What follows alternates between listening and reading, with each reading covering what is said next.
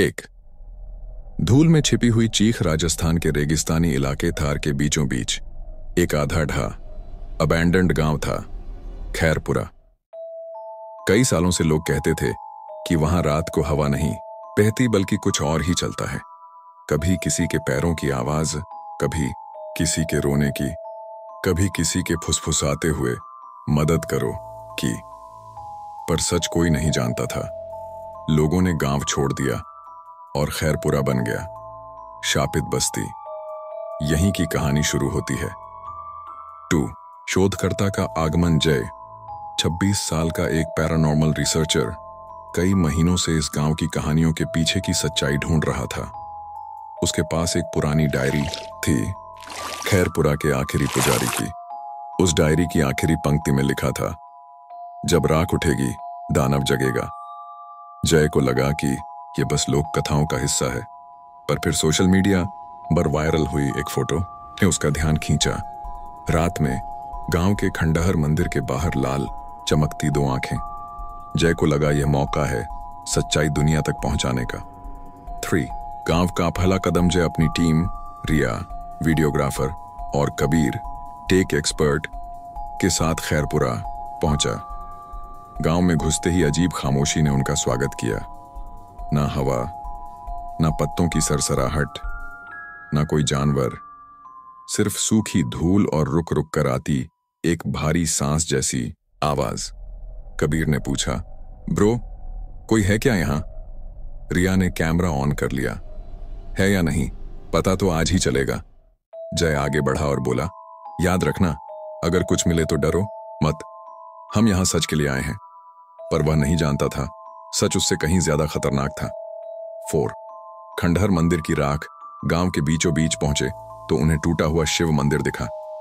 मंदिर के अंदर हर चीज जली हुई थी, दीवारें, मूर्ति, फर्श। रिया ने कहा, किसने जलाया होगा? जय नीचे झुका। फर्श पर काली राख बिछी थी, पर राख के बीच गहरी खरोंचें थीं, as if something had crawled out. Kabir ने टॉर्च मारते हुए कहा, ये उंगलियों के निशान जैसे लग रहे हैं। और तभी राख अपने आप हल्की सी हिली। जय ने सोचा शायद हवा होगी, लेकिन हवा तो थी ही नहीं। रिया धीरे से फुसफुसाई, जय यह जगह हमें देख रही है। 5 पहली रात और पहली फुसफुसाहट। उन्होंने गांव के बाहर एक टूटा हुआ बड़ा हवेली वाला घर चुना रात बिताने के लिए। अंदर जाले, धूल और टूटी खिड़कियां थीं। रात 11 बजे जय बाहर गया कुछ ऑडियो रिकॉर्ड करने। हवा एकदम शांत थी, पर उसकी रिकॉर्डर में लगातार कर जैसी आवाजें आ रही थीं। जय बोला, कौन है यहां? अचानक एक फुसफुसाहट आई। जय रुक गया। उसने रिकॉर्डर चेक किया, आवाज फिर आई, जय मत खोलो। उसका दिल तेज धड़कने लगा, पर तभी रिया ने पीछे से पुकारा, जय अंदर आओ। और जैसे ही जय मुड़ा, अंधेरे में किसी की लाल आंखें चमकी मगर पलक झपकते गायब हो गईं। 6 दानव की उत्पत्ति। अगली सुबह जय ने डायरी पढ़नी शुरू की। उसमें लिखा था, सैकड़ों साल पहले गांव में काश्थर नामक एक दानव को लोगों ने मंदिर में कैद किया था। वह लोगों की आत्माओं को खा जाता था। दानव की शक्तियों को कम करने के लिए पुजारी ने उसे जिंदा ही राख में बदल दिया और राख को मंदिर की नींव में दबा दिया। लेकिन डायरी की आखिरी लाइन ने जय को सिहरने पर मजबूर कर दिया। यदि किसी रात उसकी राख हिलने लगे तो वह फिर उठेगा और पूरा गांव निगल जाएगा। रिया ने डरते हुए पूछा, कल राख हिली थी ना? जय ने धीरे से सिर हिलाया। हमें रात होते ही मंदिर की जांच करनी होगी। कबीर बोला, क्या पागल हो? उस राख के पास वापस? मैंने कल लाल आंखें देखी थीं। जय बोला, अगर हम अभी नहीं गए तो शायद बहुत देर हो जाएगी। 7 दूसरी रात। सांस लेती राख रात होते ही तीनों कैमरे, टॉर्च और ऑडियो डिवाइसेस लेकर मंदिर पहुंचे। राख उसी जगह पर थी, पर अब उसका रंग गहरा लाल हो चुका था, जैसे खून मिले राख। रिया ने कैमरा ऑन किया। जय ये जल रही है क्या? जय ने हाथ आगे बढ़ाया। टॉर्च की रोशनी में साफ दिखा, राख धीरे धीरे उठ रही थी, मानो नीचे कुछ सांस ले रहा हो। अचानक कबीर चिल्ला पड़ा, गाइस ये खुद ब खुद घूम रही है। और वास्तव में राख गोल घुमाव में घूमने लगी, तेज और फिर फुस। पूरे मंदिर में राख का विस्फोट सा हुआ। सभी की आंखें बंद हो गईं। जब उन्होंने आंखें खोली, मंदिर के कोने में घुटनों के बल झुका हुआ लंबा काला हड्डियों जैसा शरीर था। उसका सिर झुका हुआ था और उसकी पीठ पर धड़कती हुई लाल रेखाएं जैसे दहकते हुए कोयले। रिया ने डर से चीख दबी। ये वो ही है, जय बोला। काश्त्र। धीरे धीरे दानव ने अपना सिर उठाया।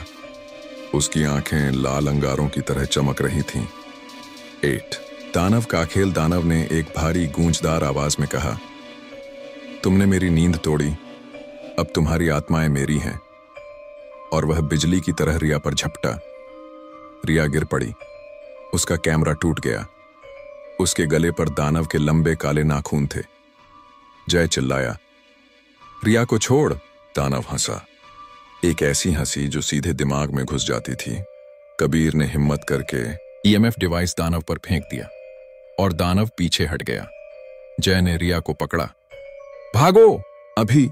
तीनों भागते हुए मंदिर से बाहर आए, पर दानव पीछे पीछे जमीन को फाड़ता हुआ आ रहा था। हवेली में कैद रात तीनों तेजी से हवेली में घुसे और दरवाजे बंद कर दिए, पर बाहर दानव की आवाज गूंज रही थी, मैं हवाओं की तरह हूं, दरवाजे मुझे नहीं रोक सकते। अचानक हवेली की दीवारों में दरारें आने लगीं, फर्श हिलने लगा और हवा में राख उड़ने लगी। रिया रोते हुए बोली, जय, तुम्हारी वजह से हम मर जाएंगे। जय ने कहा, नहीं, डायरी में एक जिक्र था, दानव को रोकने का तरीका है। कबीर चिल्लाया, तो जल्दी पढ़ वरना ये दीवारें गिर जाएंगी।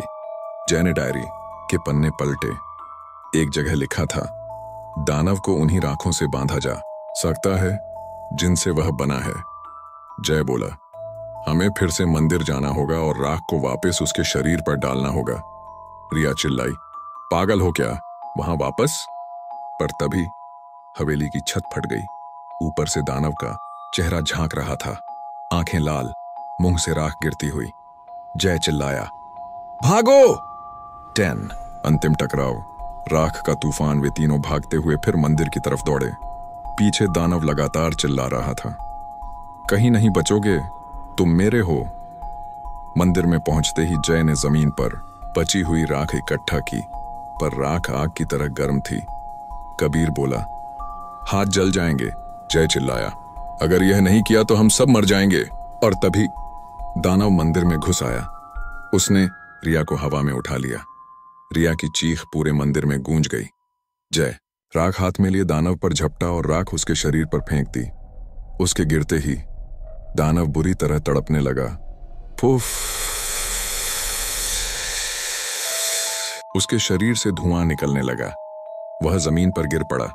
कबीर बोला, जय, और फेंको। जय और राख फेंकने लगा। रिया गिरकर उठी। तीनों ने मिलकर दानव को उसकी ही राख में ढक दिया। दानव चीख रहा था, एक ऐसी चीख जो इंसानी नहीं थी। नहीं सास। फिर कैद। नहीं। धीरे धीरे उसका शरीर राख की तरह टूटने लगा और पूरी तरह बिखर गया। मंदिर शांत हो गया। हवा वापस चलने लगी। 11। खैरपुरा का अंत या शुरुआत। सुबह होते ही गांव आम दिनों की तरह दिखने लगा। तीनों शहर लौट आए। रिया ने कहा, क्या हम ये रिकॉर्डिंग दुनिया को दिखाएंगे? जय बोला, नहीं, कुछ सच दुनिया के लिए बहुत खतरनाक होते हैं। पर रात को होटल में जय ने अपना बैग खोला और जम गया। उसके बैग में एक मुट्ठी लाल राख थी और राख अपने आप हिल रही थी। जय ने सुना कमजोर सी फुसफुसाहट, मैं वापस आऊंगा।